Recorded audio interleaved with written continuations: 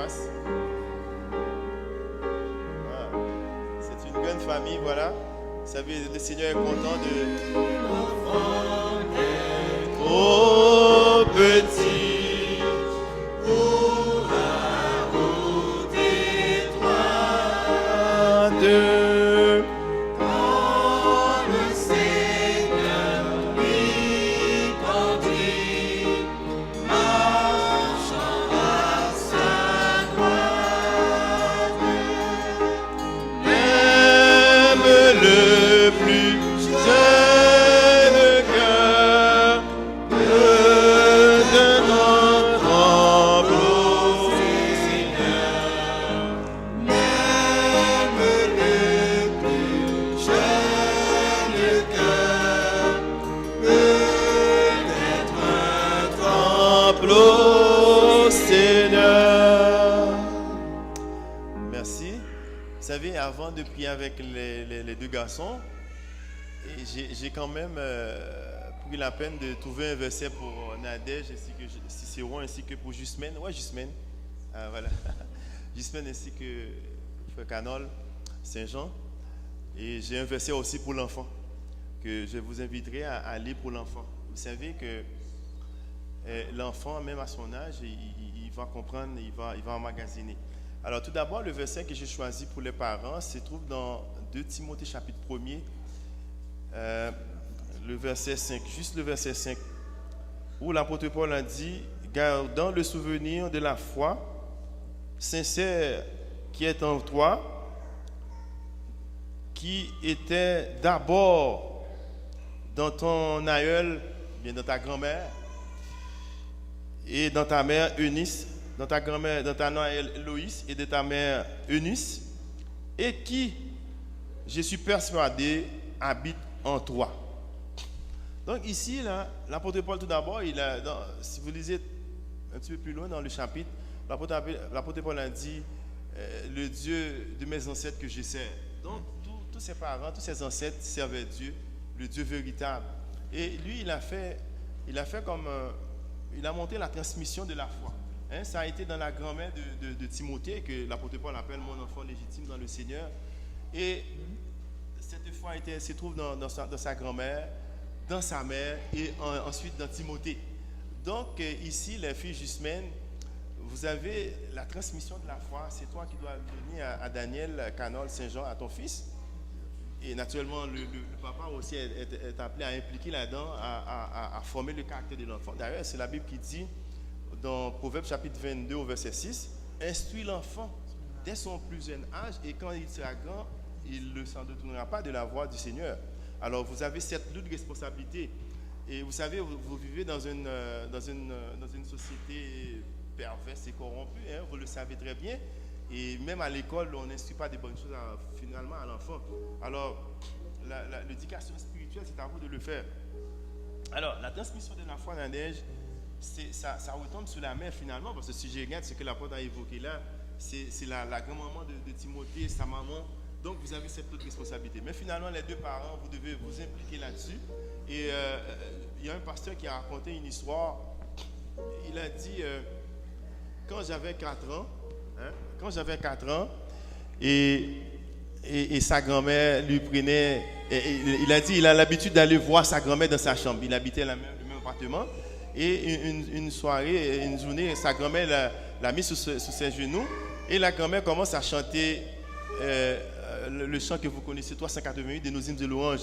Une nacelle en silence vogue sur un lac d'azur. Vous connaissez cette histoire-là. Et lorsque Jésus-Christ était sur un bateau avec ses disciples, et le bateau était rempli d'eau. Alors le monsieur a dit, moi j'avais 4 ans seulement. Et il a dit, même s'il y a des mots que je ne comprenais pas, mais il a dit, l'enfant est capable avec son imagination d'avoir des mots, d'avoir de la poésie, d'avoir toutes sortes d'affaires à travers les mots, même s'il ne le comprenait pas à l'époque, il avait 4 ans. Donc c'est juste pour vous dire, chers parents, vous avez la lourde responsabilité de chanter, n'est-ce pas vrai Nadège, de chanter avec l'enfant, de chanter, de lire des versets pour lui. Et d'autant plus, comme je vous ai dit, je vais vous donner un texte que vous devez lire pour l'enfant. Alors ce texte se trouve dans Psaume 125 au verset 1er. Alors Psaume 125 verset 1er, qu'est-ce que David disait? David disait, ceux qui se confient en l'Éternel sont comme la montagne des Sion. Elle ne chancelle jamais. Elle est affermie pour toujours. Ceux qui se confient. Donc, vous allez avoir, l'enfant aura fait face, et les enfants auront fait des difficultés dans la vie, mais ils doivent se confier en l'Éternel. Donc, ils seront affermis, ils seront comme la montagne des Sion. Vous avez déjà vu une montagne, c'est très solide, alors l'enfant va être comme ça. Donc, à chaque fois, vous allez le lire, Jean-Berlin, à ton garçon Noah, et à Daniel Canola Saint-Jean. Et vous savez, Daniel, le nom signifie c'est Dieu est mon juge. Et Noah signifie Dieu fait grâce. Alors voilà, nous allons nous mettre à genoux. Nous allons recommander l'enfant au Seigneur. Et c'est Dr Ludes qui va prier pour les enfants, pour les deux garçons. Alors, je vais prendre un garçon. C'est Daniel. Alors, on va se mettre à genoux, Daniel. On va se mettre en genoux avec les parents et l'assemblée a prié de s'incliner. Et nous prions le Seigneur.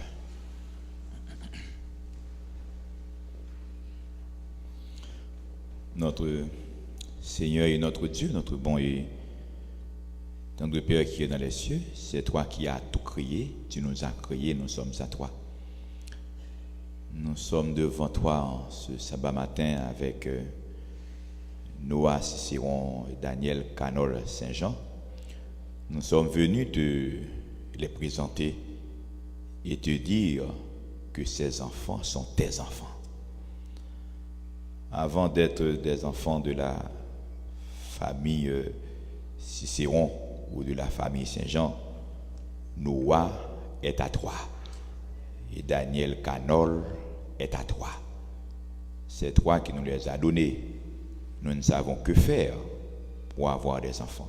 C'est un privilège extraordinaire de pouvoir continuer avec l'œuvre de la création et surtout l'homme a été créé à ton image, c'est-à-dire que dans ces enfants, on va retrouver encore l'image du Dieu Tout-Puissant. Ses parents croient en toi. Et tu dis, Seigneur, ceux qui se confient en toi sont comme la montagne de Sion.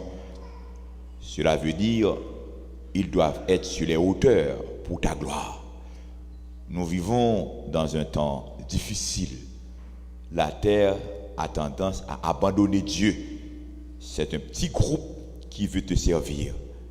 Parmi ce petit groupe, Seigneur, je t'en supplie de compter Noah et de compter Daniel Canol.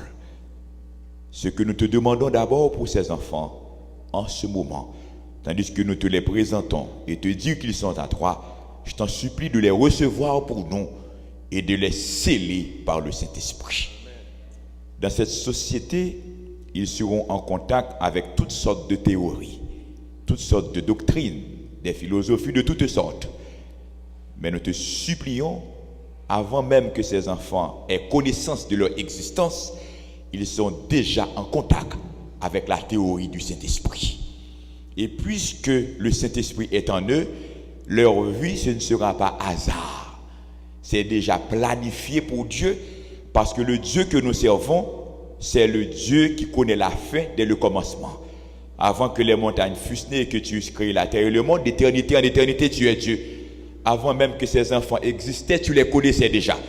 Et tu as sur ton livre un plan pour chacun d'eux. Je t'en supplie de bénir leurs parents. La famille Cicéron et la famille Saint-Jean.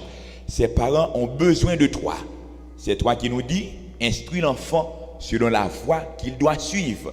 Nous voulons à ce que nos enfants restent à l'église et ces garçons, en cette période d'évangélisation, au beau milieu de la campagne, nous te les remettons et nous te disons, Seigneur, non seulement qu'ils sont déjà des âmes gagnées pour toi, mais fais à ces garçons la grâce de devenir chrétiens fervents, brillants prédicateurs, pasteurs s'il le faut, mais toutefois, avant d'arriver là, la plus grande grâce que nous te réclamons, déjà que leur nom soit inscrit dans le livre de vie. Qu'ils soient déjà choisis par Dieu pour la vie éternelle. Mais quant à leurs parents, ces parents ont besoin de toi. Ils ont besoin premièrement de ton pardon, parce qu'ils sont des hommes. Ils ont besoin de ta grâce. Ils ont besoin de ton enseignement. Ils ont besoin tout de toi. Ces enfants qu'ils ont en main, ils gardent les enfants pour toi. La famille Cicéron garde Noah pour toi. Ils ont une responsabilité. Ils auront à t'en rendre compte. C'est pourquoi je t'en supplie que cette famille soit une famille chrétienne fervente, servant Dieu, le culte de famille, le sabbat de l'Éternel, la dîme et les offrandes. Et lorsque cette famille est fidèle à toi, comme tu le veux, toi en retour, tu es le Dieu fidèle. Toute la famille sera bénie. Les enfants seront bénis. Le reste de la famille sera béni. Et particulièrement Noah sera l'objet de grandes bénédictions de la part de l'Éternel. Je t'en supplie que cette famille soit bénie quand le soleil se lève, quand le soleil se couche. Dans la maison comme dans la rue, que cette famille soit bénie. La famille Saint-Jean, Seigneur, a grandement besoin de toi. Tu connais bien cette famille, tu connais leurs difficultés, tu connais leurs embûches, tu connais les obstacles, mais tu es capable de renverser les obstacles. Je t'en supplie d'opérer des miracles dans cette famille, surtout à cause de Daniel Canol qui est à toi. Tu vas ouvrir des portes, la maison sera bénie, les parents seront bénis, les autres membres de la famille seront bénis, dans leur travail ils seront bénis, à la maison ils seront bénis. Et fais à cette famille la grâce d'être fidèle, d'instruire l'enfant selon la voie qu'il doit suivre. Que Daniel Canol soit instruit selon ta sainte volonté, encore une fois, dans le culte familial, dans la dîme et les offrandes, dans le respect du sabbat de l'Éternel. Et quand ces enfants-là grandissent dans une famille qui respecte Dieu, ils vont grandir dans le respect de la parole de Dieu. Et l'ennemi peut faire ce qu'il veut, mais quant à ces enfants, ils sont déjà marqués pour Dieu. Seigneur, j'en profite de l'occasion aussi pour te prier pour tous les enfants de l'Église. Nos enfants, que nos enfants restent là pour te servir comme tu le veux toi-même. Que nos enfants soient bénis et que nos enfants puissent progresser dans cette société, qu'ils soient comme les montagnes de Sion.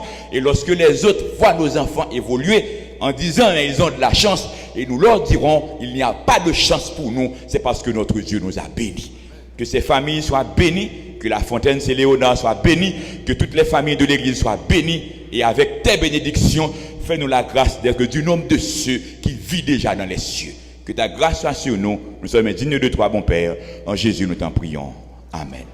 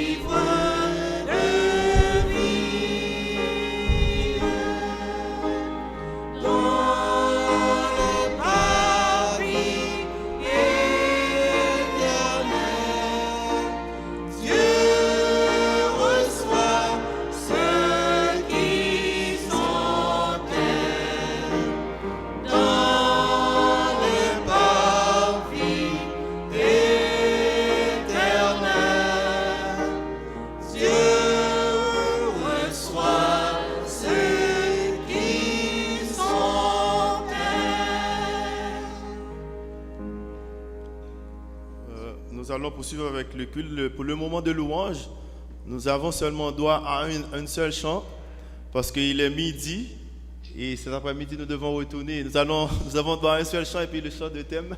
Puis là, on va céder le microphone à Dr Ludès qui aura à parler de la part du Seigneur. Donc, nous allons collaborer, nous allons chanter une seule chanson et puis le chant thème. Merci et bonne chance. Nous allons nous mettre debout et nous allons chanter le numéro 504. Oui, le chant thème. Laisse-moi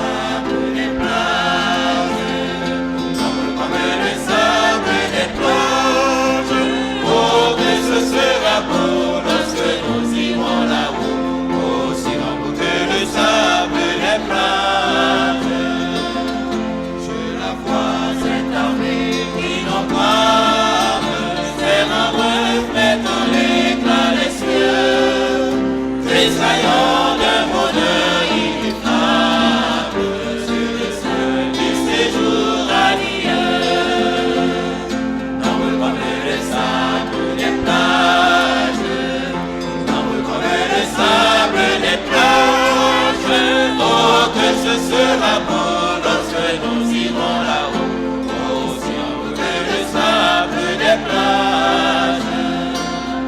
De son trône éclatant de lumière, j'entends la douce voix du Seigneur. Venez-vous, bien-aimés de mon Père, la couronne est à chaque vainqueur. Nombre comme le sable des plages, nombre comme le sable des plages.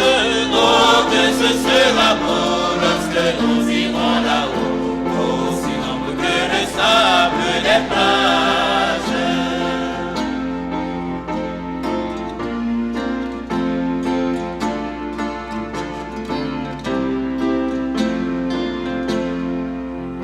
Puis au sein du vaisseau et en ange, nos courants déversent leurs flots.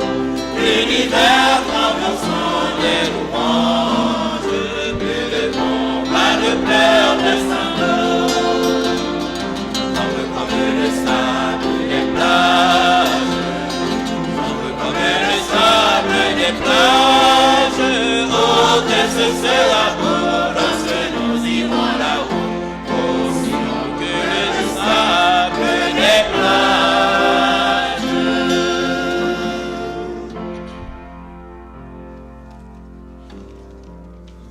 Chantez au-dessus de tout.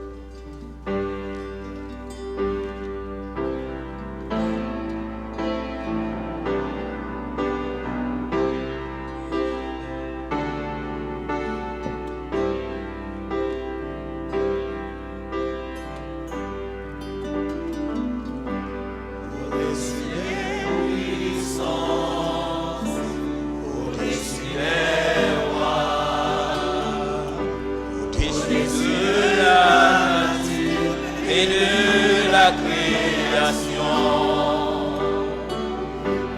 au-dessus de tout, les plans des hommes du sage,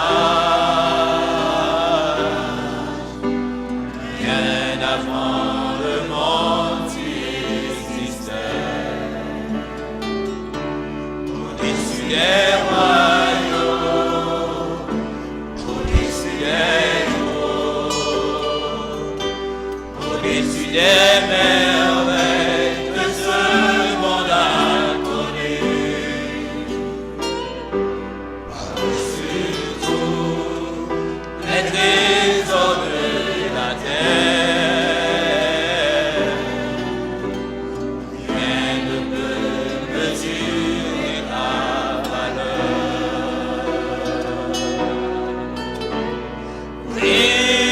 Crucifié, seul abandonné, s'il a souffert, méprisé, rejeté, était une rose foulée sous nos pieds. Tu m'as sauvé, tu m'as aimé par-dessus tout.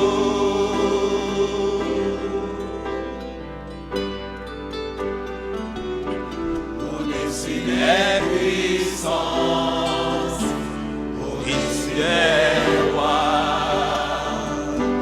au-dessus de la nature et de la création, au-dessus de tout, les plans des hommes sages, bien avant le monde tu existais, au-dessus des royaumes, au-dessus des trônes, au-dessus des merveilles que ce monde a connues, par-dessus tout les trésors de la terre. Rien ne peut mesurer ta valeur.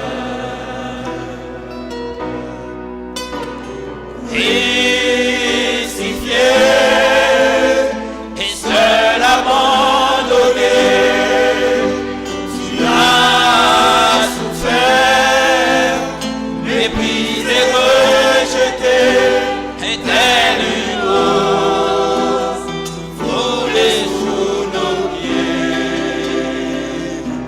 Tu m'as sauvé, et tu m'as aimé, par-dessus crues qui sifflaient, et seul abandonné, et tu m'as souffert, méprisé, rejeté, telle une rose foulée sous nos pieds. Tu m'as sauvé, et tu m'as aimé, par-dessus tout.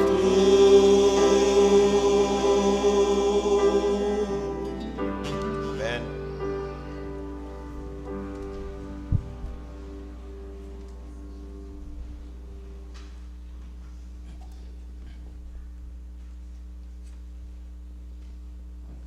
Mesdames, Messieurs, chers amis, chers frères et sœurs, que la paix et la grâce de notre Seigneur Jésus soient avec vous tous.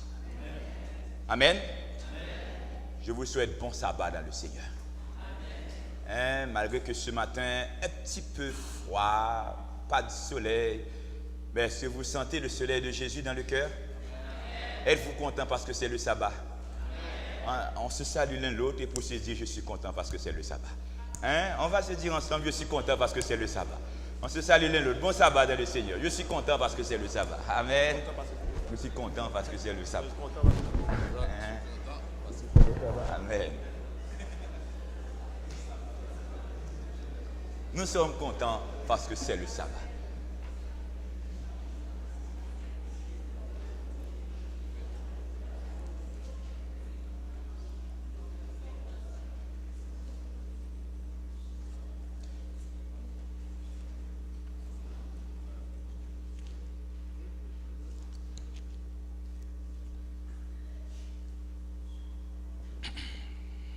L'étoile tombée du ciel.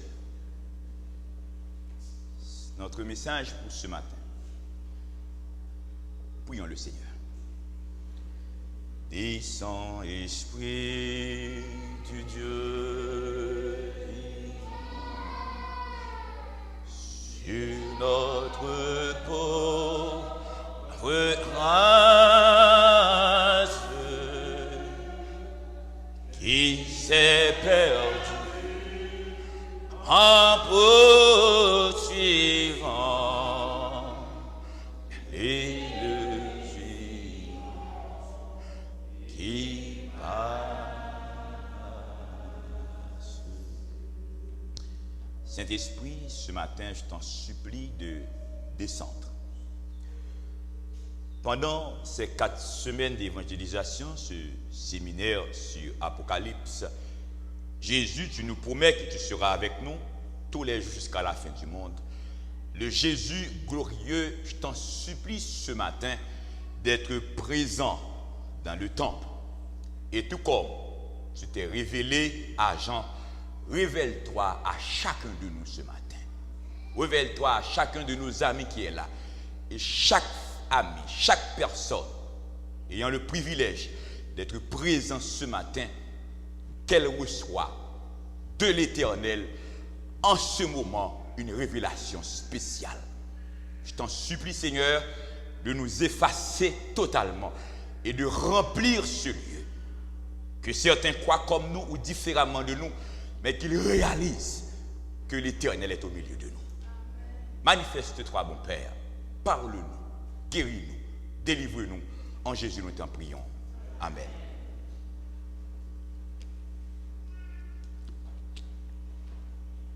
Le plan de l'Apocalypse, révélation de Jésus-Christ, que Dieu a envoyé à cette église. Premièrement, l'Apocalypse nous révèle qui est Jésus. Et ceux qui ont le privilège, ou qui ont profité de participer dans ce séminaire, arrivent à comprendre mieux Jésus. Jésus au milieu des 7 chandeliers. Jésus, l'agneau immolé sur le trône à côté du Père. Jésus, c'est lui qui ouvre les 7 sceaux. Jésus, c'est lui encore l'ange, lorsqu'il y a eu silence de demi-heure dans le ciel, qui tient l'encensoir. Et dans cet encensoir, on retrouve les prières des saints et le parfum d'un encensoir monte sur le trône de Dieu. Cet ange puissant, c'est encore Jésus. Jésus encore, c'est encore l'ange qui apparaît sur les nuées avec le cri d'un lion avant que les 7 anges lancent les 7 trompettes. Il est encore là sur le trône devant le Père. Et Jésus, c'est maître de l'Apocalypse. Apocalypse nous révèle qui est Jésus. Les messages, divers messages aux diverses églises. Mais cependant, nous répétons toujours que ce ne sont pas seulement les 7 églises d'Asie mineure. C'est l'église à travers l'histoire. Et non seulement c'est l'église à travers l'histoire, les 7 lettres concernent notre église, l'église adventiste, et particulièrement l'église Saint-Léonard-la-Fontaine. Parmi les trompettes, on va trouver la 3e trompette, et ce matin, notre message se situe dans Apocalypse chapitre 8, les versets 10, 11, et c'est avec la 3e trompette qu'on va voir l'étoile tomber du ciel. Dans notre lecture humaine, à vue humaine, si on fait une approche littérale, lorsqu'on parle d'étoiles tombées du ciel, on pensait qu'il s'agit d'un astre, les étoiles qu'on voit dans les cieux, et qu'une étoile va tomber. Et comme on a lu dans Apocalypse chapitre 8, les versets 10, 11, je vous invite à lire avec moi. Le 3e ange sonna de la trompette et il tomba du ciel une grande étoile, ardente comme un flambeau, et elle tomba sur le tiers des fleuves et sur les sources des eaux. De manière littérale, nous voyons une étoile qui tombe. Et cette étoile tombe soit sur les mers, soit sur les rivières. L'étoile tombe sur les eaux. Et lorsqu'on lit le verset 11, on dit que le nom de cette étoile est absinthe. Et le tiers des eaux fut changé en absinthe, et beaucoup d'hommes moururent par les eaux parce qu'elles étaient devenues amères. Apocalypse 8, verset 10. C'est pas littéral. C'est pas une étoile qui est tombée. Ceux qui connaissent les constellations, telle étoile appelle tel nom, étoile du matin, etc. Mais non, il ne s'agit pas de ces étoiles-là. Cette étoile, c'est qui est-elle? Cette étoile représente quoi exactement? Et lorsqu'on parle d'absinthe, absinthe c'est quoi? Le tiers des eaux fut changé en absinthe et les hommes moururent parce que les eaux furent changées en absinthe. L'étoile c'est quoi? Les fleuves c'est quoi? Absinthe c'est quoi? Que représente cette étoile? Cette étoile qui est tombée du ciel sur les fleuves, sur les mers, sur les eaux, et les eaux étaient empoisonnées. Les hommes moururent parce que les eaux étaient empoisonnées, et cette étoile c'est absinthe. Apocalypse 1er, verset 20, quand Apocalypse explique Apocalypse, l'étoile c'est quoi? Que nous dit Apocalypse 1er, verset 20, lors de la première vision de Jean, Jésus se révèle à lui au milieu de 7 chandeliers. Qu'est-ce que Jésus a dit concernant les étoiles?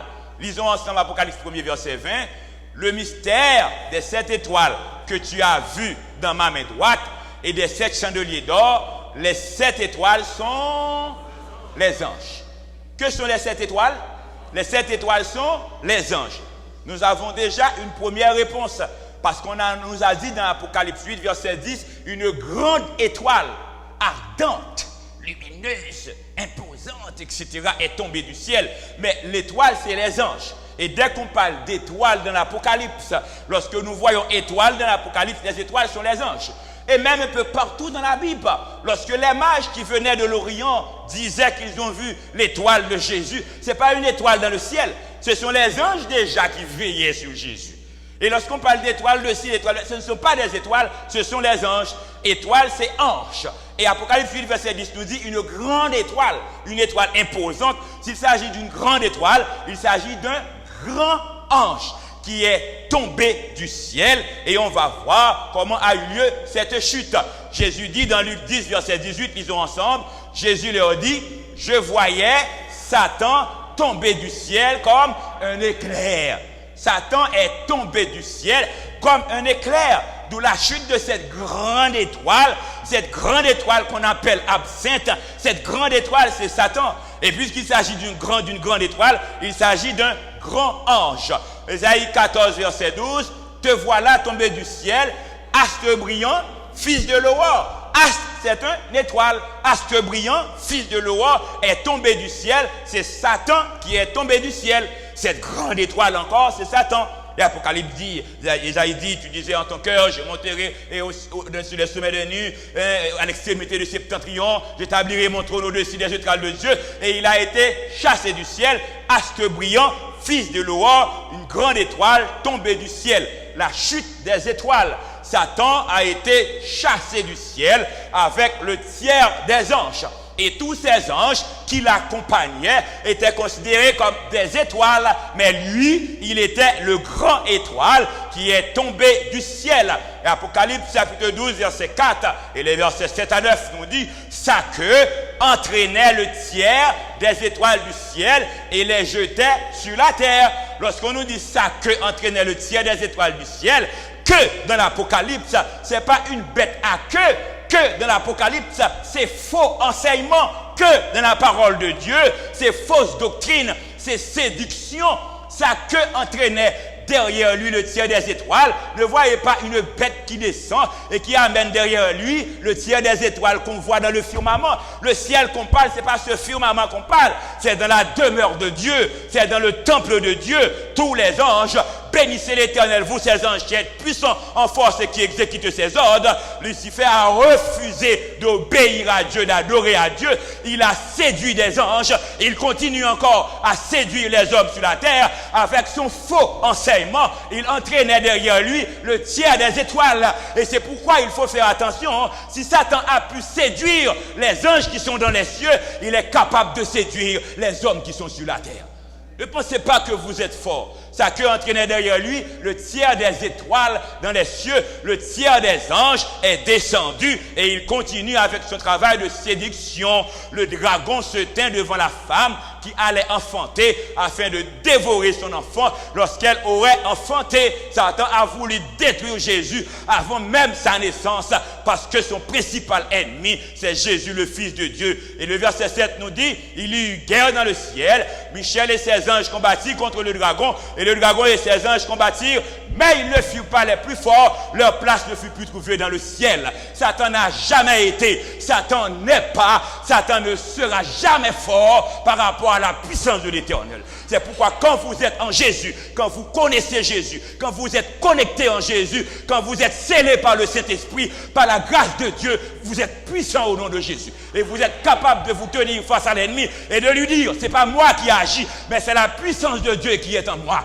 Nous devons lutter comme chrétiens, nous rapprocher de Dieu et à un certain niveau pour pouvoir dire, par la grâce de Dieu, j'ai combattu, j'ai bon combat, j'ai achevé la course et j'ai gardé la foi et répété comme Paul, maintenant si je vis, ce n'est plus moi qui vis, mais c'est Christ qui vit en moi. Lorsque Christ est en vous, Satan ne peut pas se tenir en face de vous parce que dans le ciel, il y eut guerre, il a été vaincu et il a été tombé du ciel. Il fut précipité, le grand dragon, le serpent ancien, appelé le diable et Satan, celui qui saisit toute la terre, il fut précipité sur la terre et ses anges furent précipités avec lui. Ces anges qui ont été précipités, c'est le tiers des étoiles qu'il entraînait par sa queue. Et sur la terre, il continue avec le travail de séduction et sa queue encore entraîne les hommes dans de faux enseignements, dans de fausses doctrines. Et ce que nous devons comprendre, Satan n'agit pas seulement au dehors, Satan agit aussi en dedans. Expulsion définitive. Ah, ça c'est un peu élevé.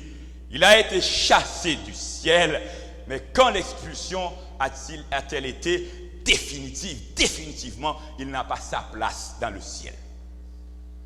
Certainement, il s'est révolté contre Dieu. Il a perdu sa position. Mais le ciel était en danger. Un tiers d'ange, ça aurait pu être beaucoup plus. Ça aurait pu être beaucoup plus. Parce que c'est lui, la grande étoile, le grand chef, dominait tous les anges. Celui qui vous commande est capable de vous séduire. C'est pourquoi lorsque ceux qui sont placés en position d'autorité séduisent les autres et profitent de leur position pour jouir des avantages sont sévèrement condamnés parce qu'ils sont en position de chef. Satan dans le ciel a été bien placé. Et lorsqu'il avance une théorie, c'est normal à ce que les anges s'embarquent. C'est pourquoi Dieu a utilisé aussi toute sa stratégie pour protéger le monde des anges et pour nous protéger aussi. Job 1, verset 6-7. Lisons ensemble. Or, les fils de Dieu vinrent un jour se présenter devant l'Éternel et Satan vint aussi au milieu d'eux. Satan vint aussi au milieu d'eux. C'est-à-dire les fils de Dieu, les anges, au service de Dieu, vient un jour se présenter devant l'Éternel. Satan est au milieu d'eux, vint aussi. Normalement, ça ne devrait pas être sa place, mais il est aussi là. Mais n'oubliez pas qu'on a lu dans l'Apocalypse qu'il est l'accusateur des frères, Apocalypse 12, verset 9. L'Éternel dit à Satan, d'où viens-tu? Et Satan répondit à l'Éternel de parcourir la terre et de m'y promener. C'est-à-dire, il parcourt la terre, il fait ce qu'il veut sur la terre, il se promène sur la terre, et au cours de la semaine, on a même vu qu'il commande la terre. Car le royaume de Jésus va s'établir bientôt au son de la 7e trompette. S'il vient de se promener sur la terre et aller au ciel, se présenter devant Dieu, aller accuser Job, cela veut dire qu'il avait accès au ciel. Mais c'est quand l'expulsion définitive aura-t-elle lieu?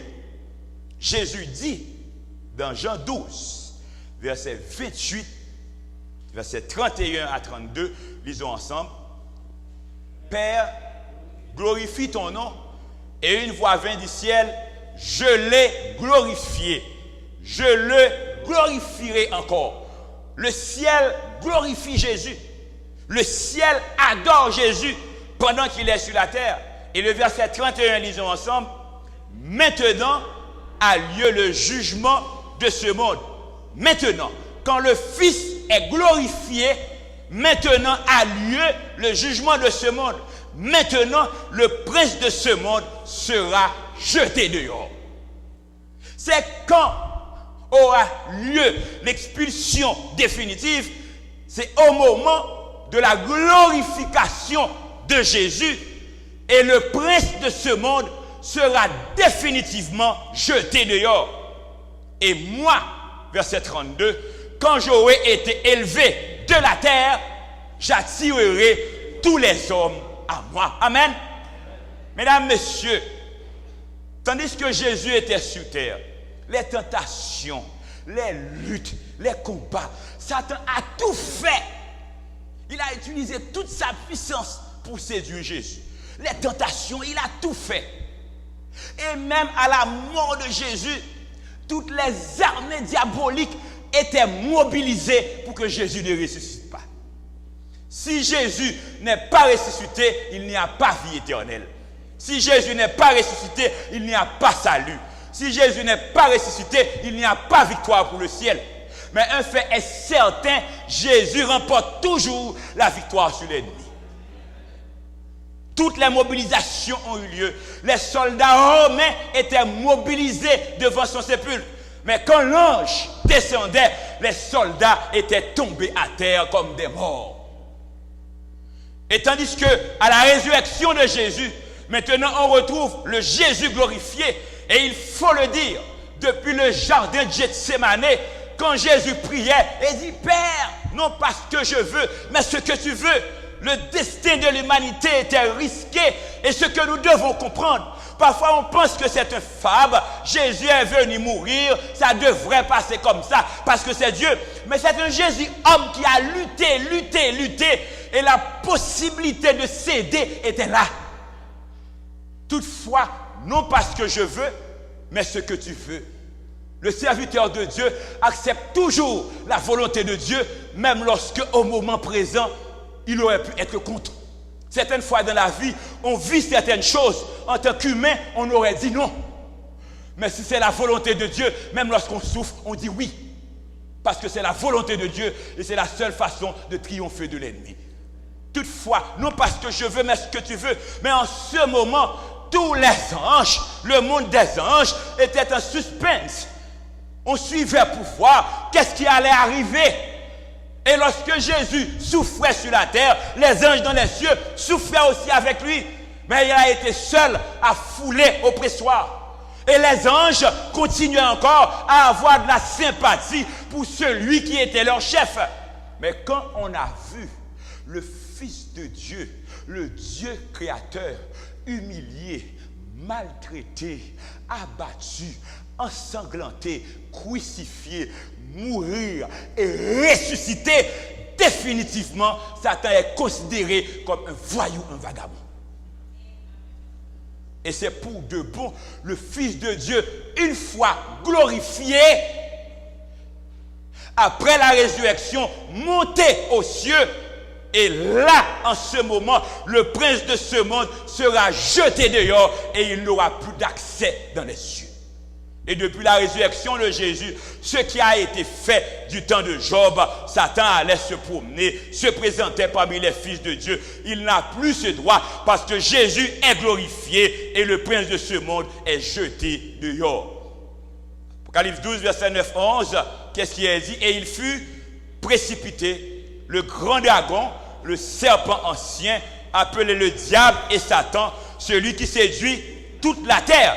Il fut précipité sur la terre et ses anges furent précipités avec lui. Il fut précipité, celui qui séduit toute la terre. Il a séduit les anges, maintenant il va séduire la terre. Et malheur à la terre et à la mer, parce que le diable est descendu vers vous. Mais cependant, Apocalypse 12, verset 10 nous dit, j'entendis dans le ciel une forte voix qui disait, maintenant le salut est arrivé. Nous venons de lire dans Jean, maintenant le prince de ce monde sera jeté dehors. Mais maintenant le salut est arrivé. Maintenant nous sommes sauvés. Maintenant Jésus est glorifié. Jésus est ressuscité. Le jugement a eu lieu. Et la puissance et le règne de l'autorité de notre Dieu et de l'autorité de son Christ, car il a été précipité, l'accusateur de nos frères. On l'a vu accuser Job, mais maintenant il est jeté dehors. Il ne peut pas accuser. Il ne peut plus accuser. Car quand Satan veut accuser, il a accusé Job, il a accusé Moïse, il a accusé tous les hommes. Il veut m'accuser, il veut vous accuser. Il a des accusations pour tout le monde parce qu'il vous pousse à pécher, il vous séduit, il vous conduit dans le mal pour faire ce qui est mal. Et vous dites pas de problème, vous pouvez agir et après c'est lui qui va vous dénoncer. Il y a des amis qu'on considère comme de mauvais amis. Ils vous invitent à faire ce qui est mal. À faire ce qui est mal. Soit dans les affaires, soit dans la vie d'homme, etc. Et après, ce sont ces mêmes amis qui vont vous dénoncer. Ce sont ces mêmes amis qui vont vous acculer, vous accuser. Eh bien, Satan a trompé beaucoup de gens. C'est-à-dire que, pensant qu'il fait du bien, écoutez, il ne peut pas y avoir de bien dans le mal. Satan ne peut faire bien à personne. Et après, il va vous acculer, il va vous accuser. Mais quand vous êtes du côté de Jésus, quand Satan veut vous accuser, Jésus sur son trône lance, l'élève, ses mains percées. Et quand on voit les mains percées de Jésus, il n'y a plus d'accusation pour vous. Parce que Jésus est mort à votre place. Il n'y a aucune condamnation pour ceux qui sont en Jésus-Christ. Et c'est pourquoi en Jésus, malgré les forces de l'ennemi, malgré la puissance du dragon, du serpent ancien de Satan, nous pouvons dire, après l'apôtre Jean, ils l'ont vaincu à cause du sang de l'agneau, à cause de la parole de leurs témoignages. Ils n'ont pas aimé leur vie jusqu'à craindre la mort. Même la mort, on n'a pas besoin d'avoir peur parce que Satan est déjà vaincu, il est déjà dehors. C'est lui qui est cette grande étoile. Si on retourne dans Apocalypse chapitre 8, le verset 10, la grande étoile qui est tombée et qui a empoisonné les eaux, les fleuves, les rivières, les mers, c'est lui cette grande étoile. Et cette grande étoile a pour nom absinthe. Absinthe, c'est quoi? Si on retourne dans l'Ancien Testament, absinthe, c'est une plante toxique. C'est une plante amère, utilisée parfois par Dieu pour punir les infidèles qui vont dans l'idolâtrie.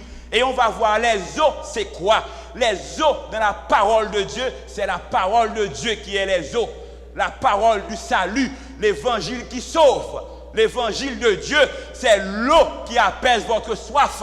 Lorsqu'on parle de l'absinthe qui a empoisonné les eaux, tout comme par sa queue, il a entraîné dans la séduction le tiers des anges dans les cieux, et bien l'absinthe qui empoisonne les eaux, Satan est une plante amère qui vient avec des fausses doctrines.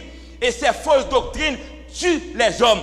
Des doctrines philosophiques, l'athéisme, anti-Dieu, toute forme de séduction. Eh bien, c'est Satan qui vient avec cette théorie qui constitue des eaux pour faire périr les hommes. Et les hommes sont en train de périr parce que autour de nous, les eaux sont amères. Satan a pollué notre environnement, que l'environnement spirituel, que l'environnement physique.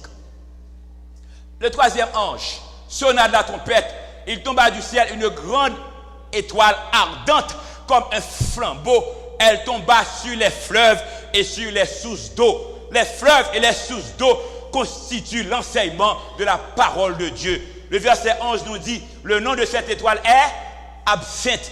Et le tiers des eaux fut changé en absinthe. Et beaucoup d'hommes moururent par les eaux parce qu'elles étaient devenues amères. Beaucoup d'hommes moururent à cause des fausses doctrines parce que la parole de Dieu a été falsifiée. L'enseignement de la parole de Dieu n'est plus l'enseignement qu'on connaît. Et c'est pourquoi l'Église doit faire attention avec de faux enseignements. Il faut rester attaché à l'origine de la parole de Dieu parce que Satan vient avec de faux enseignements à l'intérieur de l'Église. Il a été avec ces faux enseignements dans le sanctuaire, dans le ciel.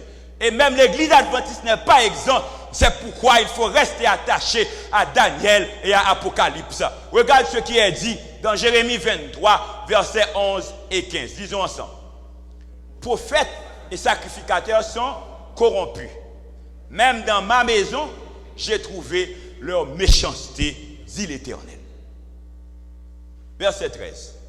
Ils ont prophétisé par Baal, ils ont égaré mon peuple d'Israël. On parle de qui ici? De prophètes. De qui? De sacrificateurs. Ils sont dans le temple. Ils sont dans le sanctuaire. Ils sont corrompus. Et Dieu a retrouvé leur méchanceté dans la maison de l'Éternel. C'est pourquoi aujourd'hui, mesdames, messieurs, la référence des références, ce n'est pas moi, ce n'est pas un pasteur, ce n'est pas un ancien, mais voici la référence. La référence, c'est la parole de Dieu. Parce que si les prophètes étaient corrompus, aujourd'hui, je n'ai aucune garantie.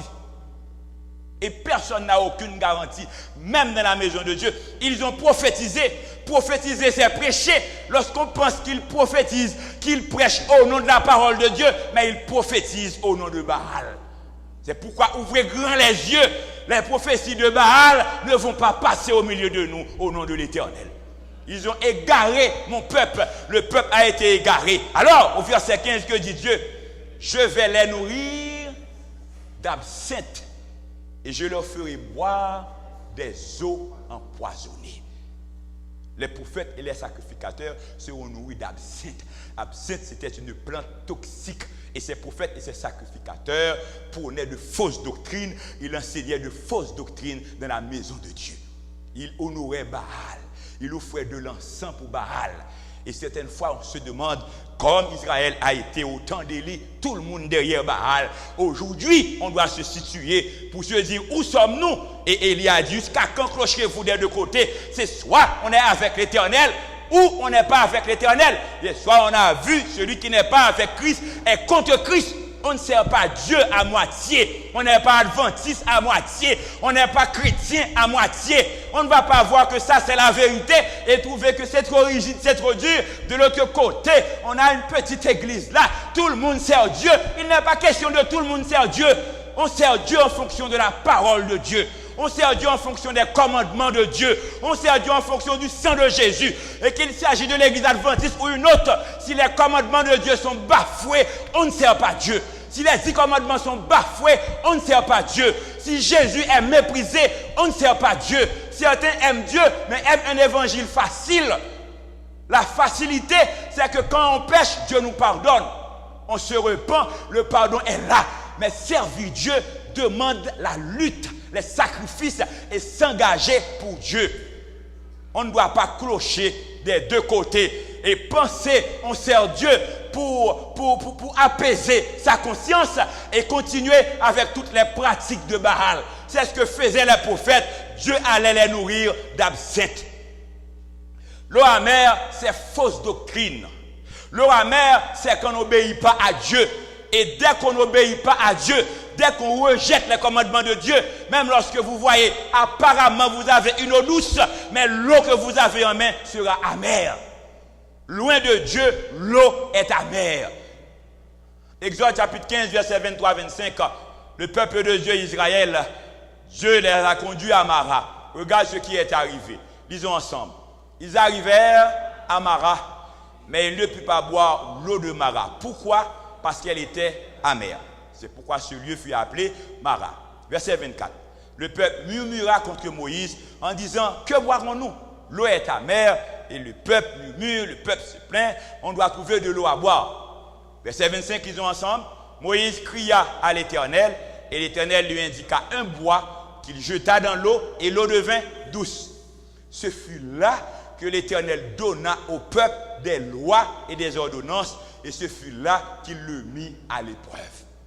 Arrivé à Mara, on n'avait pas reçu encore les commandements de Dieu. Comment l'eau de Mara était amère. Mais quand Dieu a donné ses commandements, comment l'eau est devenue douce. D'où à chaque fois qu'on fait quelque chose qui est en dehors des commandements de Dieu, c'est une eau amère. Vous pensez que c'est de l'eau douce? Eh bien c'est une eau amère qui vous empoisonne. À chaque fois que vous devez signer un contrat, il y a mensonge, il y a faux. Vous voyez que c'est douce. Vous pensez que c'est bien, vous allez faire un argent, vous allez réussir. Ne vous en faites pas, c'est une eau amère. À chaque fois que vous péchez, lorsqu'on pêche, apparemment, on a l'impression que le péché est douce. C'est vrai ou c'est faux? Vous n'avez pas l'habitude de pécher? Non, on ne pêche pas? Non? Lorsqu'on fait ce qui est mal, on a l'impression qu'on est bien dans ce qu'on fait. On est à l'aise. Lorsqu'on commence à fumer, lorsqu'on commence à prendre de la drogue, lorsqu'on commence à être infidèle, on a l'impression que c'est douce. Apparemment, c'est une eau douce, mais ne vous en faites pas, c'est une eau amère. Finalement, ça va finir par vous détruire. La désobéissance est une eau amère. Les fausses doctrines, c'est une eau amère. L'infidélité, c'est une eau amère. Lorsqu'on vit loin de Dieu, c'est de l'eau amère. Et même lorsque vous voyez les autres au dehors, pensant qu'ils ont bu, qu'ils ont de bonne eau à boire, ne vous en faites pas, c'est de l'eau amère. C'est de l'eau empoisonnée parce que l'absinthe, l'étoile qui est descendue, a empoisonné les eaux. Et c'est pourquoi très souvent, on a tendance à dire, mes amis, tout ce que Dieu demande paraît difficile. Et vous avez l'impression, c'est normal, c'est charnel, lorsqu'on fait ce qui est contraire à la volonté de Dieu, on a l'impression, c'est en ce moment qu'on est à l'aise, c'est séduction de Satan pour vous séduire, vous buvez de l'eau amère et finalement vous serez péris. À Mara, lorsque les enfants de Dieu n'avaient pas reçu encore les commandements, les eaux étaient amères. Et je vous donne la garantie, si les méchants croissent comme l'herbe, si tous ceux qui font le mal fleurissent, c'est pour être anéantis à jamais. Lorsqu'on abandonne Dieu, même lorsqu'on a une apparence de réussite, on va échouer quand même. On va échouer. On va souffrir. Et finalement, au soir, mais on va dire, qu'est-ce que j'avais fait? Qu'est-ce que j'ai fait comme ça? Abandonner Dieu pour aller où? Ne pas servir Dieu, qu'est-ce que ça va donner? Mais c'est où vous allez aboutir. Eau amère égale fausse doctrine. Apocalypse 8, verset 11, le nom de cette étoile est absinthe. Et le tiers des eaux fut changé en absinthe, et beaucoup d'hommes moururent par les eaux parce qu'elles étaient devenues amères. Mesdames, messieurs, pendant longtemps, beaucoup d'hommes ont été tués à cause de leur position pour Dieu. Beaucoup d'hommes moururent parce que les eaux étaient amères. On enseignait les fausses doctrines et ceux qui ont pris position pour Dieu, on les a tués. On les a détruits. Beaucoup d'hommes moururent parce que les eaux étaient devenues amères. Et Deutéronome 29, verset 18, regarde ce qu'a dit Dieu concernant l'absinthe. Deutéronome 29, verset 18, disons ensemble, qu'il n'y ait parmi vous ni homme, ni femme, ni famille, ni tribu, dont le cœur se détourne aujourd'hui de l'Éternel notre Dieu pour aller servir les dieux de ces nations-là. Qu'il n'y ait point parmi vous de racines qui produisent du poison et de l'absinthe.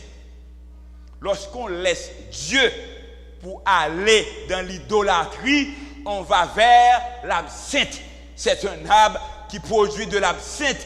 C'est une racine qui produit de l'absinthe parce que l'idolâtrie, c'est de l'eau amère. Et regardez autour de vous. Faites un recul. Méditez vous-même personnellement. Tous ceux qui ont vécu dans le mal, même s'ils sont devenus riches, multimillionnaires, est-ce que vous avez pris le temps de suivre leur fin, leur histoire, les débâcles, les vices, les viols, les condamnations? Ils sont montés en haut, apparemment de l'eau douce, mais après pour descendre jusqu'au néant. Et généralement, ils meurent dans la misère et dans l'humiliation.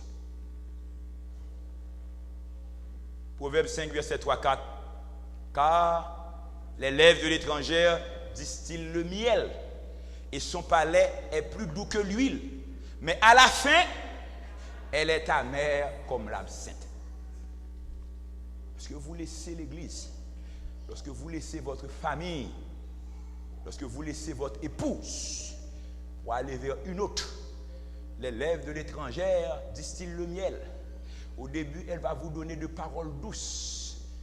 Et vous allez détruire votre famille. Vous pensez que vous êtes sauvé parce que c'est une bonne femme. Et pourtant, dès que vous laissez votre épouse pour aller ailleurs, celle d'ailleurs, c'est un loup-garou. Son palais est plus doux que le miel. Mais à la fin, elle est amère comme l'absinthe.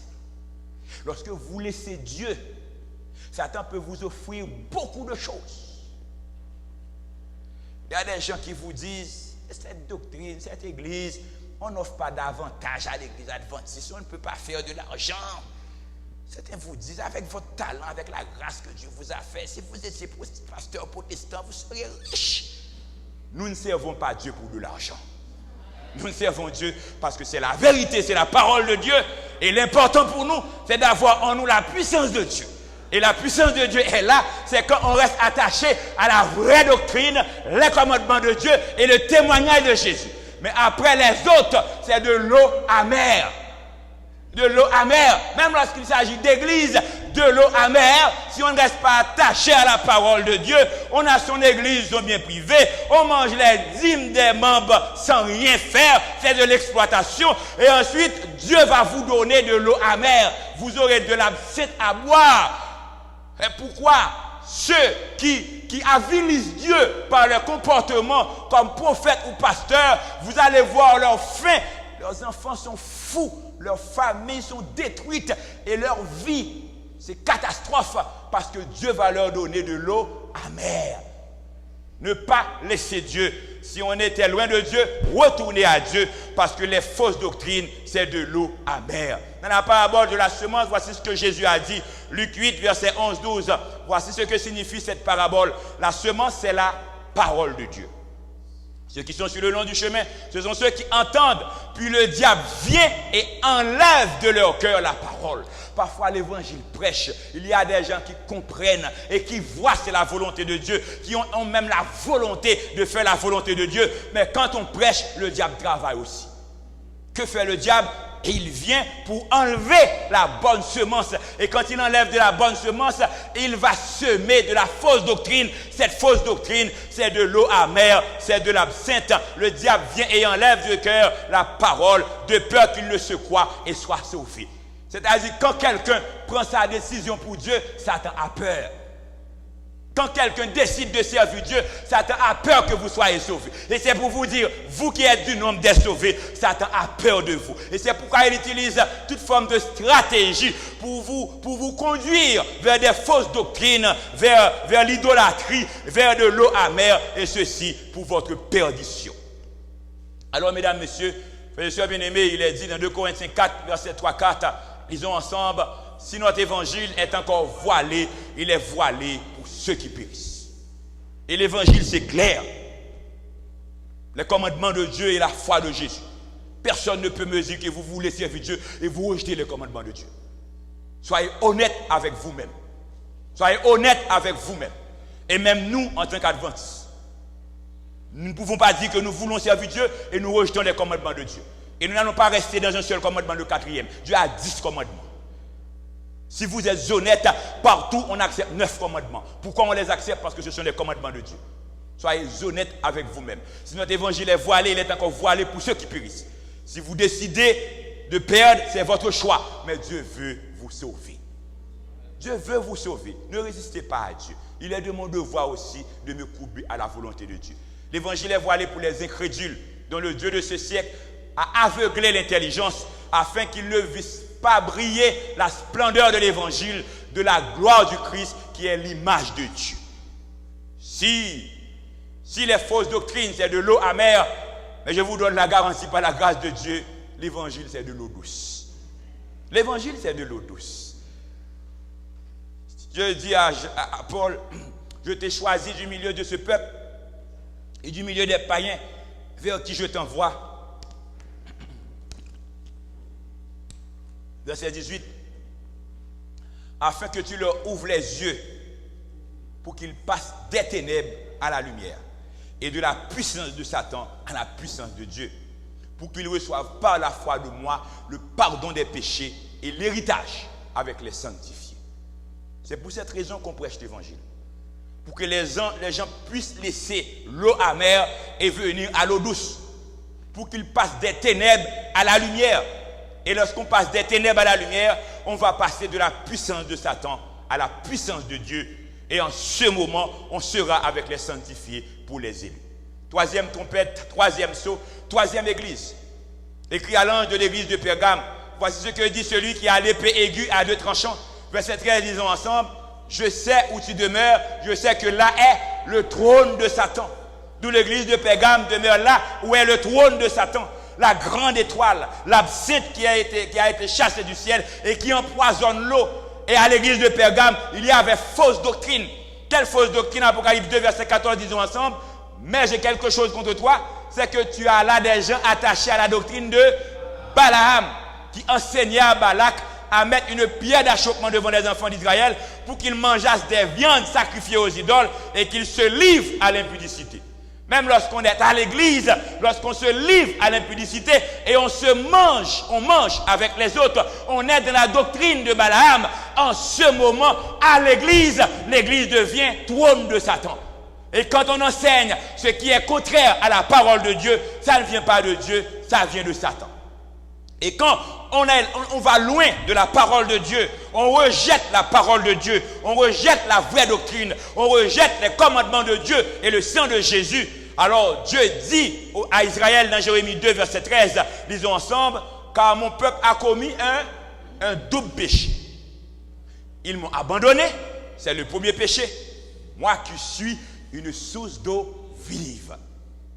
Si de l'autre côté, c'est de l'eau amère, mais l'Éternel, c'est de l'eau vive, de l'eau douce. Ils m'ont abandonné, moi qui suis une source d'eau vive, pour se creuser des citernes crevassées qui ne retiennent pas l'eau. Lorsqu'on abandonne Dieu, on commet une double erreur. On laisse la vérité, on laisse la paix, on laisse la sécurité, on va au dehors pour la perdition. L'eau vive est en Jésus-Christ. L'eau vive est dans la parole de Dieu. Ailleurs, c'est absinthe, c'est de l'eau amère qui détruit les hommes. Et les hommes sont en train d'être détruits au dehors. Pourquoi? Parce qu'ils sont en train de boire de l'eau amère. Et c'est pourquoi l'Éternel appelle encore son peuple à venir à lui, car Jésus est l'eau vive. Jésus est l'eau douce. Et c'est ce qu'il a dit à la femme samaritaine, Jean 4, verset 14. Qu'est-ce que Jésus a dit à la femme samaritaine? Lisons ensemble. Mais celui qui boira de l'eau que je lui donnerai n'aura jamais soif. Et l'eau que je lui donnerai deviendra en lui une source d'eau qui jaillira jusque dans la vie éternelle. Ailleurs, c'est de l'eau amère. Même lorsqu'il y a apparence de réussite, même lorsqu'on fait de l'argent, même lorsqu'on jouit, même lorsqu'il y a réjouissance, même lorsqu'on vous fait des promesses, même lorsqu'on vous exalte, même lorsqu'on vous flatte, mais c'est de l'eau amère. Vous allez être détruit Et Satan sème de l'eau amère partout. Regardez autour de vous. C'est quoi? On a joui, on a fait ci, on a fait ça. C'est cancer, c'est maladie auto-immune, c'est sida, c'est toutes sortes de qualités de maladies. Et toutes ces maladies-là, ce sont de l'eau amère. Ailleurs, c'est le système économique qui est éclaté. On a beaucoup d'argent aujourd'hui et demain, on n'a pas un sou. Lorsqu'on était riche en un jour et demain on devient pauvre, c'est de l'eau amère. Mais lorsqu'on est là, c'est Dieu qui prend soin de vous. Votre vie ne dépend pas d'argent, mais votre vie dépend de Jésus qui est la source d'eau vive. Jean 6, verset 35, lisons ensemble. Jésus leur dit, je suis le pain de vie. Celui qui vient à moi n'aura jamais faim et celui qui croit en moi n'aura jamais soif. Mais lorsque tu bois de l'eau amère, tu auras encore soif. De l'eau amère, ce sont les fausses doctrines, les mensonges de la philosophie, les mensonges des autres. Et les hommes meurent parce qu'ils ont bu de l'eau amère. Apocalypse 22, verset 17.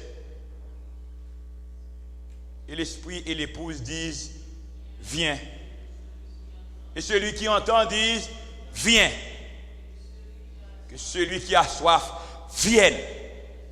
Et que celui qui veut prendre de l'eau de la vie gratuitement vient. L'appel est lancé. C'est le dernier chapitre de l'Apocalypse. Ça va terminer.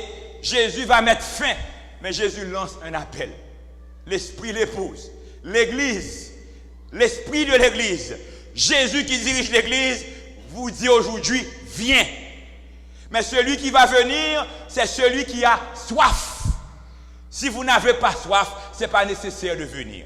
Mais si vous avez soif, ou bien si là où vous êtes, c'est de l'eau amère, les difficultés de la vie, les souffrances, les misères, les maladies, les divisions, les familles qui sont en difficulté, les guerres dans les familles, les trahisons, les jalousies, les meurtres, les complots, et si tout autour de vous, vous êtes bouleversé, troublé, vous ne pouvez pas vivre. Lorsque vous couchez le soir, le sommeil n'est pas fait pour vous parce que autour de vous c'est de l'eau amère. Les soucis et les pressions de la vie. Et si toutes sortes de choses constituent de l'eau amère autour de vous et vous avez soif, il y a quelqu'un qui vous dit de venir. Celui qui vous dit de venir, c'est celui qui est source d'eau de vie. Et celui qui est source d'eau de vie, ce que j'aime avec Jésus, ce que j'aime avec mon Dieu, qui est source d'eau de vie, certaines fois on peut avoir un réservoir d'eau, mais ce réservoir va finir. Mais lorsqu'on a une source, la source ne prendra jamais fin. Jésus est la source d'eau vive. Avec Jésus, vous pouvez ne pas avoir beaucoup en main, mais avec la bénédiction de Dieu, vous êtes toujours bien. Le Seigneur répond à vos besoins. Il dit, vous n'aurez jamais faim, vous n'aurez jamais soif. Cela ne veut pas dire que vous aurez toujours à manger là dans votre grenier.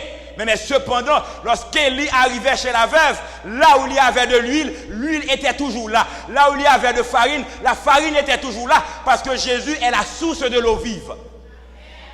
Si on a beaucoup d'eau, on est bien sur terre, on pense qu'on n'a pas besoin de Dieu, je respecte le choix. Mais si on sent autour de vous, c'est de l'eau amère, les pressions de la vie, les souffrances, les misères, les humiliations, et vous vous rendez compte, dans ce pays, malgré les promesses fallacieuses, on vous avait promis peut-être, en Amérique du Nord, on ramasse de l'argent par terre, et pourtant vous êtes venus ici, depuis 30 ans, vous n'avez jamais vu un cent par terre. Au contraire, c'est de l'eau amère, des soucis, des difficultés de toutes sortes. Eh bien, celui qui boit de l'eau amère, Jésus l'appelle à ne pas vous laisser séduire par l'étoile qui descend. Satan va détruire la terre. Et autour de nous, c'est de l'eau amère. Des démangeaisons de toutes sortes. Des maladies qu'on ne connaît même pas les noms. Les jeunes de 18-20 ans, cancer. Des maladies auto-immunes. On a sacrifié toute sa vie pour être gradué, pour avoir un diplôme. On ne peut pas même travailler. Avant d'être diplômé, on est frappé par une maladie incurable. Autour de nous, c'est de l'eau amère. Satan nous détruit, Satan nous ruine, Satan nous mange. Mais Jésus nous appelle parce que Jésus veut nous donner la vie. Il a versé son sang. Son sang est source d'eau vive. Jésus veut vous sauver. Il vous donne votre chance aujourd'hui. C'est pourquoi je vous invite à répondre à cet appel, à venir boire de l'eau gratuitement dans la source de l'eau vive. Mesdames, messieurs, frères et sœurs, l'eau que vous avez à la maison, l'eau dans le travail, l'eau dans votre environnement, l'eau dans votre vie, est-ce que c'est une eau amère ou bien est-ce que c'est une eau douce? Le Seigneur Jésus est là ce matin. Il veut vous donner de l'eau douce à boire. Est-ce qu'il y a quelqu'un ce matin qui dit à Jésus, j'ai trop souffert pendant longtemps, j'ai été dans l'erreur, je veux retourner à toi, tes commandements, ta loi, ta volonté, l'eau douce que tu as, donne-moi de ce eau. Comme la femme samaritaine a dit, est-ce que grand monde dans mi-temps salle la matin qui veut dire Jésus, bon mon petit goût de l'eau pour me boire, bon mon petit de l'eau douce. Est-ce qu'il y a quelqu'un de ce genre? S'il y a quelqu'un qui veut boire de l'eau douce que Jésus donne, qui se lève la main, qui lève la main. Quelqu'un qui veut boire de l'eau douce que Jésus donne. Si quelqu'un, l'eau qu'il boit, c'est de l'eau amère, son environnement, c'est un environnement empoisonné. Mesdames, messieurs, notre environnement est empoisonné. La terre est empoisonnée. Partout sur toute la terre, c'est empoisonné. Parce que l'absinthe est descendue. L'étoile est descendue. Il empoisonne toutes les eaux pour tuer les hommes. Mais Jésus veut te sauver aujourd'hui. Tandis que je vais chanter comme une terre altérée, soupir après l'eau du ciel. Et tandis que moi, je vais me jeter à genouiller aux pieds de Jésus pour dire à Jésus ce matin de me donner de l'eau de vivre à boire, un peu d'eau douce. Ceux qui sont bouleversés, troublés, maltraités, humiliés et qui boivent de l'eau amère dans cette vie, je les invite à me rejoindre et le Saint-Esprit va descendre pour vous donner ce matin de l'eau douce. Et à partir d'aujourd'hui, votre vie sera transformée parce qu'en Jésus, vous avez bu de l'eau douce. Ceux qui ont de l'eau amère dans leur vie et qui veulent de l'eau douce de Jésus, qu'ils nous retrouvent pour prier Dieu ensemble, comme une terre altérée, soupir après l'eau du ciel.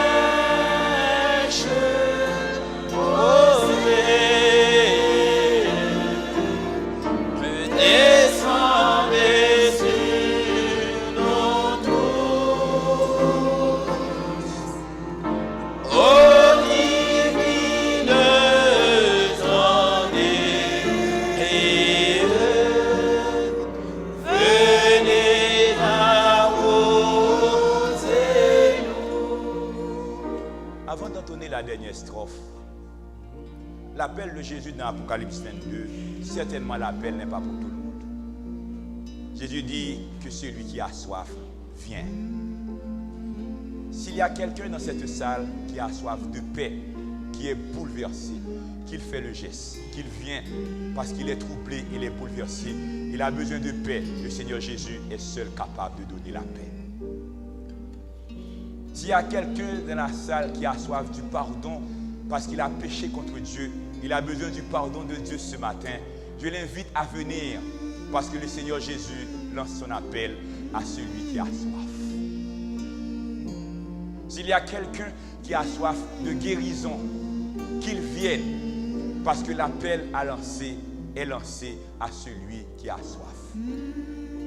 S'il y a quelqu'un qui a soif de délivrance, qu'il vienne parce que l'appel est lancé à celui qui a soif. S'il y a quelqu'un qui a soif d'harmonie et d'unité dans sa famille, qu'il vienne parce que l'appel est lancé à celui qui a soif. Et s'il y a quelqu'un qui a soif de réussite, d'avenir, de succès sans fin, qu'il vienne parce que l'appel est lancé à celui qui a soif. Et l'esprit et l'épouse disent viens. Je voudrais bien prier, mais le Saint-Esprit m'oblige à persister. Il y a quelqu'un ou quelqu'une, peut-être qu'il est adventiste, peut-être qu'il n'est pas adventiste. Il est bloqué dans sa vie. Il a soif de délivrance. Le Seigneur Jésus veut le délivrer, mais le Seigneur l'appelle et le Seigneur lui dit de venir. L'appel continue. Il y a quelqu'un qui va venir. Je ne sais pas qui il est. Le Seigneur Jésus l'appelle. Quelqu'un qui a soif. Quelqu'un qui a faim. Qui a soif de paix.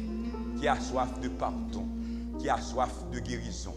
Qui a soif de délivrance. Celui qui a soif, qu'il vienne. Celui qui a soif de vie éternelle. Celui qui est membre d'église, mais qui n'est pas sûr s'il est mort aujourd'hui, il sera sauvé.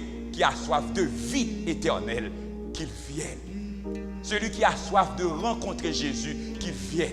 Celui qui a soif de voir sa vie transformée et que la vie de ses enfants soit transformée, qu'il vienne. Celui qui a soif de voir que la vie de son mari soit transformée, qu'il vienne. Celui qui a soif de voir que la vie de son épouse soit transformée, qu'il vienne. Celui qui a soif, qu'il vienne. Et tandis que nous allons chanter la dernière strophe, si vous ne sentez rien, ce n'est pas nécessaire de venir. Il faut répondre à un appel qui soit direct. Mais si dans votre fort intérieur, le Saint-Esprit vous dit de venir, que tu viennes. Et si tu as soif, notez bien, aujourd'hui, Jésus veut te donner une eau. Et avec cette eau, tu n'auras jamais soif. Celui qui a soif, qu'il vienne. Viens au salutaire.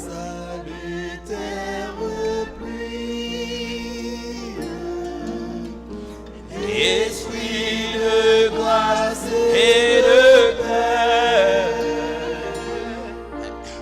répand en nous une vie, et qu'il ne tarisse jamais.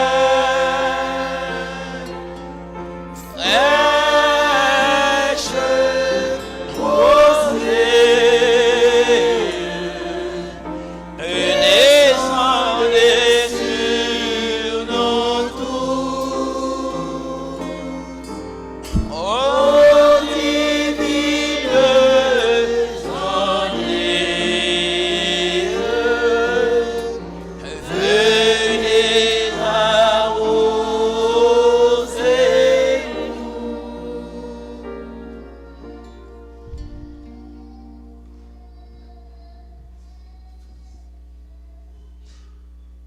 Seigneur Jésus, l'assurance que nous avons en ce moment, c'est visible. Tu es présent au milieu de nous. Tu es là encore, avec tes mains percées, tu appelles tes enfants. Tu appelles nos amis qui, pour une raison ou une autre, sont présents ce matin. Ce n'est pas un hasard. Le Seigneur Jésus veut apaiser leur soif. Seigneur Jésus, il y a quelqu'un ou quelqu'une dans cette salle qui est troublé, qui boit une eau qui est très amère et qui ce matin a entendu cet appel et qui lutte. Si cette personne est sincère et que les forces du mal la retiennent encore, comme tu es descendu pour dire à Josué, je suis le chef de l'armée de l'Éternel, et tu passes des ordres à Josué, je te demande ce matin de nous passer des ordres et d'aller toucher cette personne pour qu'il puisse boire de l'eau vive en Jésus-Christ. Seigneur, nous qui sommes par devant cette chair, sachant que tu es là au milieu de nous, et particulièrement je sais que par derrière le micro sur la chair, tu es là debout avec tes mains percées. Je t'en supplie, Seigneur Jésus, d'apaiser nos soifs. Il y a de tes enfants qui sont agenouillés devant ta face bénie en ce moment, qui ont soif de pardon. Ils ont commis des fautes graves. Peut-être si l'Église savait qu'il y avait ces abominations dans leur vie, ils seraient expulsés depuis longtemps. Mais toi, tu les gardes encore parce que tu veux les sauver. Je t'en supplie, Seigneur, tous ceux qui ont besoin du pardon en ce moment pour retrouver la paix en Jésus, qu'ils soient pardonnés en ce moment. Et que le pardon soit total. Et que maintenant, en cette présente minute, ce n'est pas seulement une sensation ou une impression, mais que dans la réalité de leur vie, ils ressentent l'eau vive qui traverse leur colonne vertébrale. Il y a des gens qui sont troublés et bouleversés. Même lorsqu'ils sont à l'église, ils sont très soucieux. Ils ne peuvent pas chanter, ils ne peuvent pas prier, ils ne peuvent pas louer. Mais en ce midi, je dis béni soit l'Éternel, Jésus donne l'eau vive. Ces gens-là qui ont répondu à ton appel, les soucis sont renversés, ils sont libérés et la source d'eau vive va couler dans leur vie. Seigneur, il y en a, l'eau amère qu'ils boivent, c'est la maladie. Il y a des maladies dans notre siècle qui sont incurables.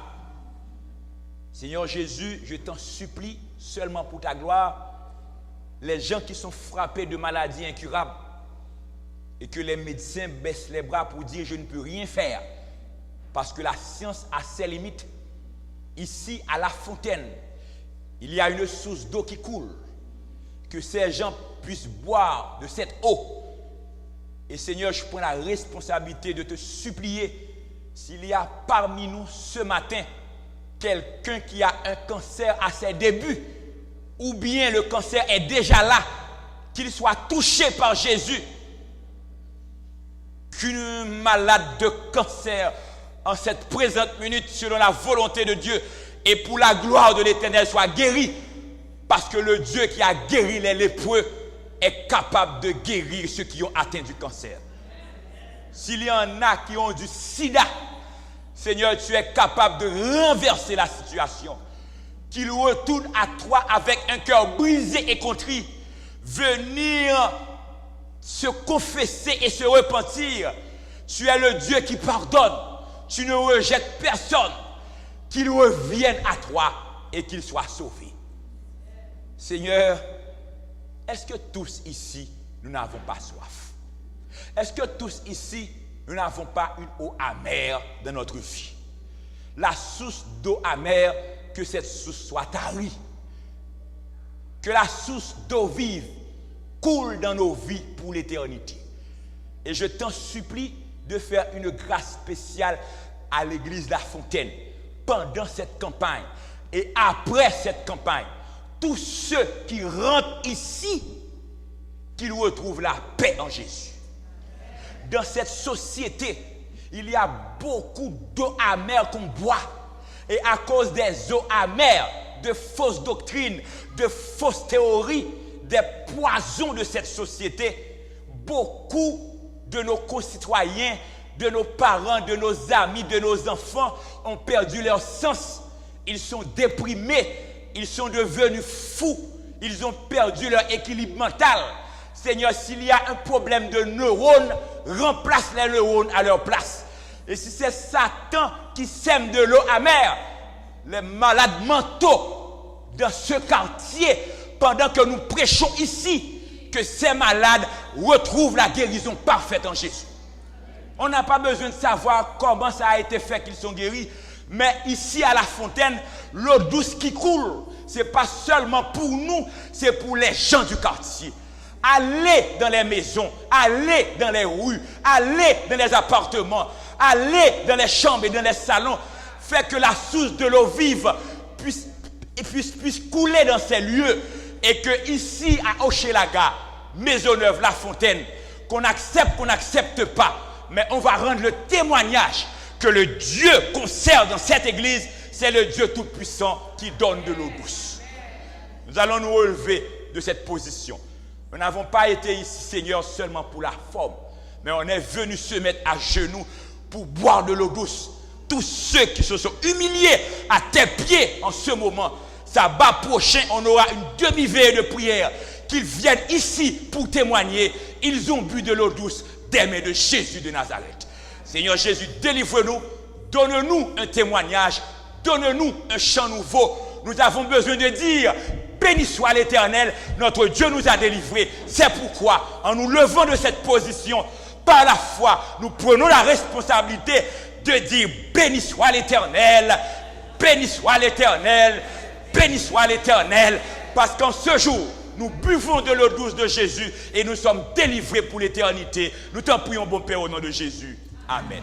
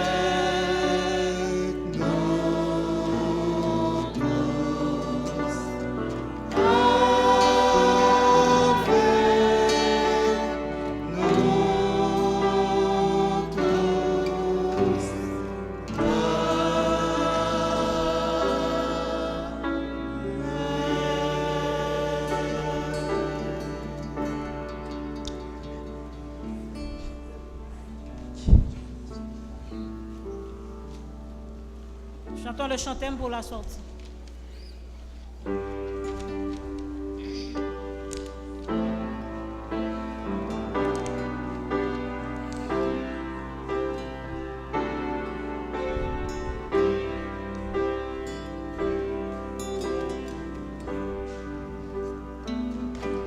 Au-dessus des puissances,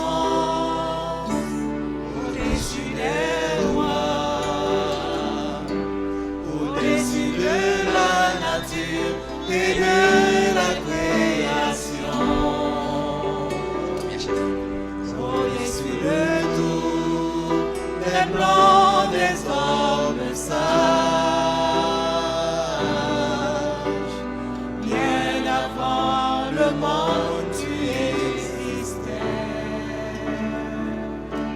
au-dessus des royaumes, au-dessus des trônes, au-dessus des merveilles que ce monde a connues, par-dessus tout les trésors de la terre,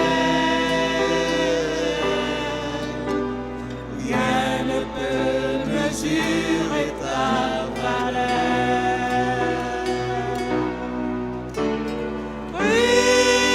Crucifié, seul abandonné, tu as souffert, méprisé, rejeté, tel une rose foulée sous nos pieds. Tu m'as sauvé, tu m'as aimé, par-dessus tout, crucifié, seul abandonné, tu as souffert,